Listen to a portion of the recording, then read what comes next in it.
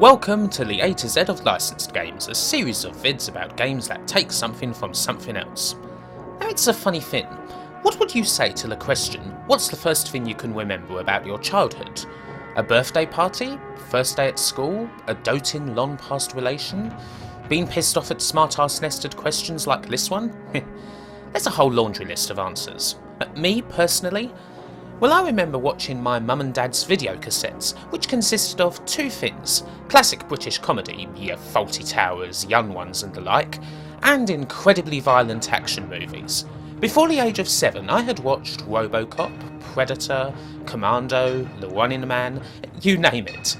I loved all the stuff children were supposed to as well, which made for a somewhat odd mix. I was enchanted by Mickey Mouse and then excited by the Terminator, which was, is and always will be my favourite action film. They're weird memories and well, they might well have fucked me up if my genetic coding were a little more skew-if, but well, they're damn good memories all the same. Of course, it's not like I actually understood it much when I was that age. I mean really, I just liked Arnie. You know, the one-liners, the big guns, the even bigger pecs. Christ, all my childhood idols were gargantuan macho ubermenschen. They were who I aspired to be. And yeah, it didn't really work out. And whose fault was that, eh? If I'd have spent more time eating vitamins and less time playing Sega, well, I could be reviewing fitness products on YouTube instead of bloody video games, couldn't I? But games are what we're here for, so let's do that.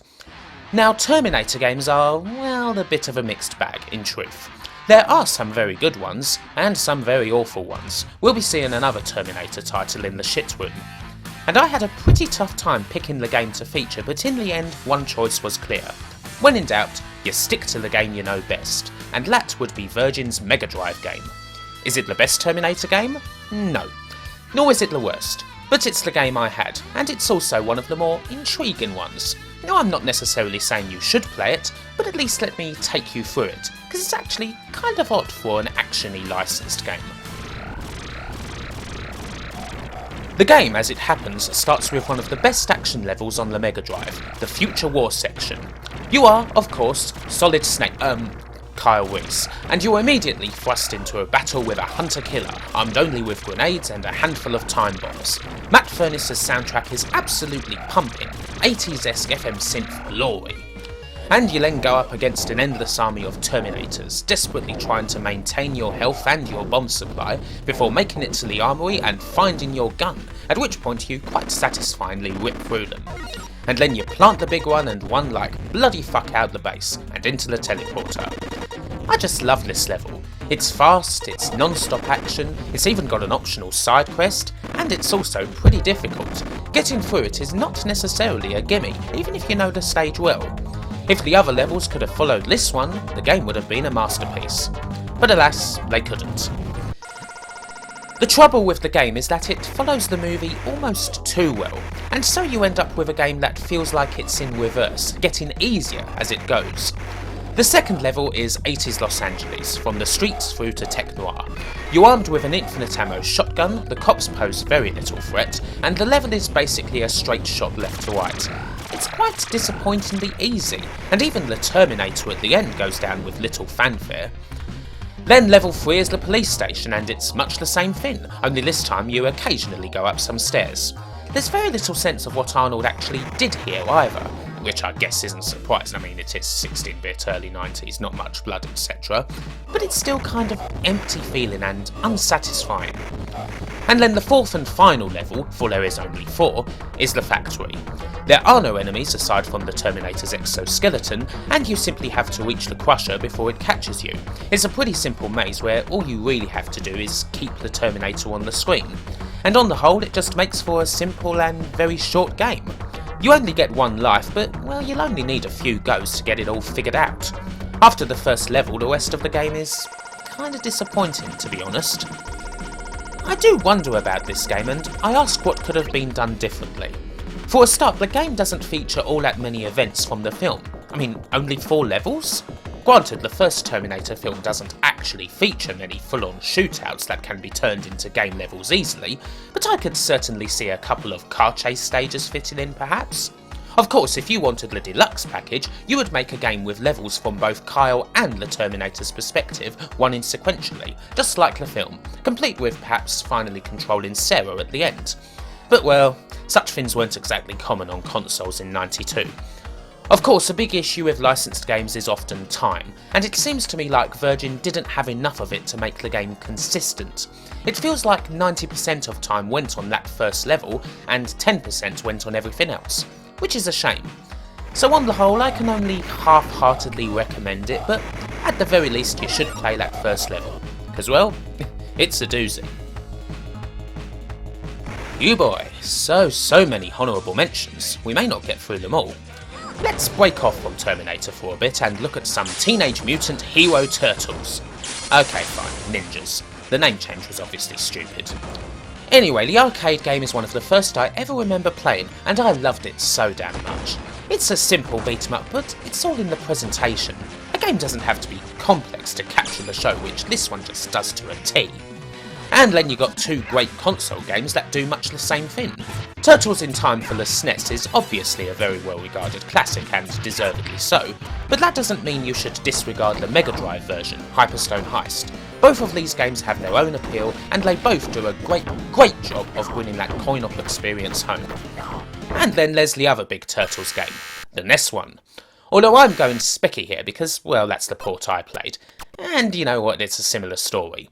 The game has its charm, somewhat, but it's also deeply flawed and frustrating. The specky game is, to be honest, a quite lousy port of an already questionable game, but it is better than the PC port on the grounds that you can actually complete it. Right, back to Terminator. Virgin also made a Terminator game for the Mega CD. This has cool graphics, the levels are much more expanded, and the gameplay is tightened up. It actually plays a lot like Robocop vs the Terminator as it goes, but it falls just short of being great. However, it is worth playing for Tommy Tallarico's soundtrack alone. Big whopping screaming guitar, quite awesome. And then you got Future Shock for the PC, which is perhaps the best regarded of the Terminator games. What can I say about it? It was supposed to be a very solid, challenging late 90s FPS, and it is just that. It deserves the good reputation. And lastly, how about a mention for Journey to Silius?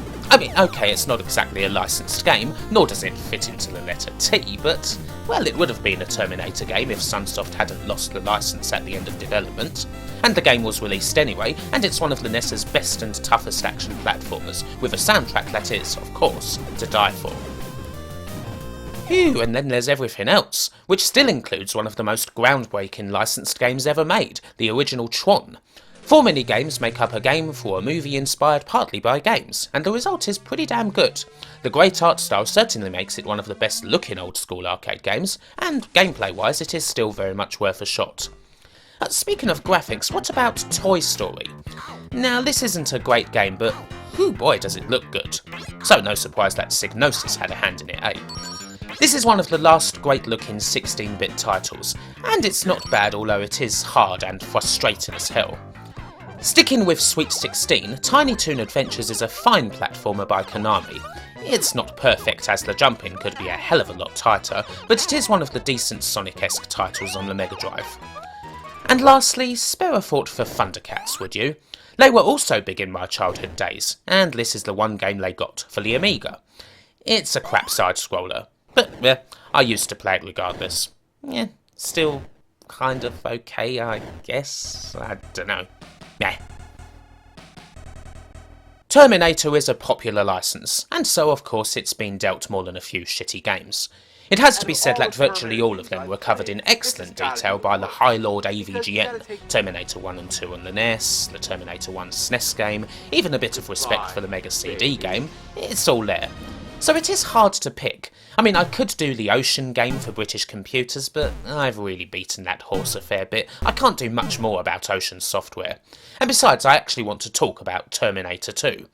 So let's do that while covering what is unquestionably the worst Terminator game, Terminator 2 Judgement Day, an LJN joint for the Mega Drive and SNES. Now, T2. Obviously I was too young to see it at the cinema, little was compromised for what was clearly going to be a massive sequel, and the film was still a solid 15 rated R in other words. Gee, think of the looks my parents would have got. Ugh. Anyway, I had to wait, and I really do mean wait. It took over a year for films to come out in the home back then. But finally, the tape was in my hands. Christmas 1992. So, with trembling hands, I slammed it in, sat through trailers for long-forgotten pap like Air America and LA Story, and then... well, what do you expect? I mean, it almost sounds like I'm building up to me hating it, doesn't it?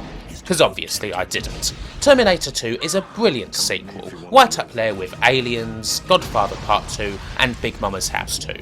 I prefer the original these days, mainly because it's more noir-y and punky and 80s-y, but I still love this film almost as much. And aside from the character moments that actually made it, there's no end of action, more than enough for game makers to chew on, much more so than the first game.